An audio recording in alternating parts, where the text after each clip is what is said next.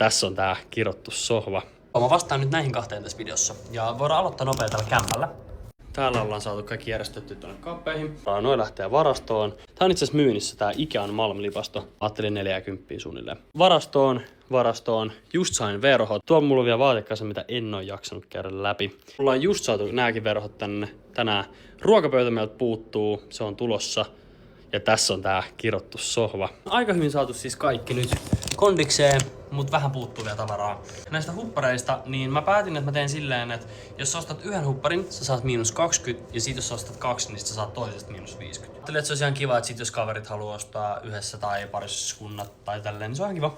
Tää on se pinkki. Tää on mun lemppari. Te tiedätte jonkun, joka osaa maalata tauluja, tai tiedätte jotain hienoja tauluja, niin täkätkää ne tänne tai kommentoikaa. Koska meillä on siis tämmönen kohta tossa, missä on ruuvi seinässä. Me haluttaisiin tohon taulu, ja tää huone näyttää niinku tältä näköinen huone.